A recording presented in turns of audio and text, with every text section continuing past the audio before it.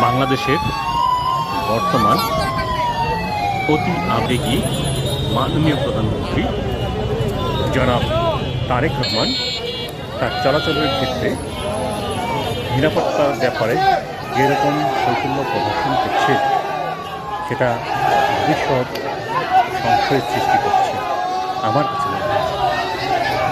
আজকের ব্যাপারটাই দেখুন, বাংলা একাডেমি বইমেলা উদ্বোধনের মধ্যে আসার জন্য তিনি যে ধরনের নিরাপত্তা ব্যবস্থা নিয়ে এসেছেন, চতুর্দিকে ধরলাম ছাত্রদল বা বিএনপি বা অন্য সাধারণ সংগঠনের নেতাকর্ম প্রচুর ছিল, কিন্তু সবাই যে তার নিরাপত্তার জন্য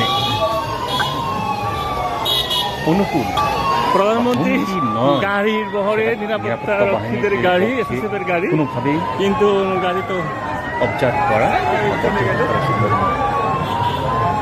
এ ধরনের নিরাপত্তা ব্যবস্থায় নিরাপত্তা বাহিনীরা যেমন হুমকির মুখে থাকে, টার্গেট যদি ওপেন থাকে তাহলে টার্গেট প্লাস নিরাপত্তা সংশ্লিষ্ট সকলেই হুমকির মুখে পড়ে। শুধু তাই নয়, সেখানে অবস্থানকারী সকলেই নিরাপত্তা ঝুঁকিতে করতে পারে।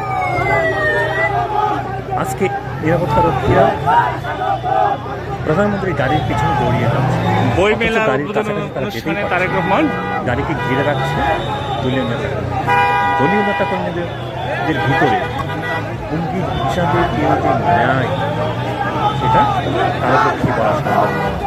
তাই নিরাপত্তা ব্যবস্থা অবশ্যই মিনিমাম একটা মার্জিন রেখে ঢেলে সাজানো দরকার।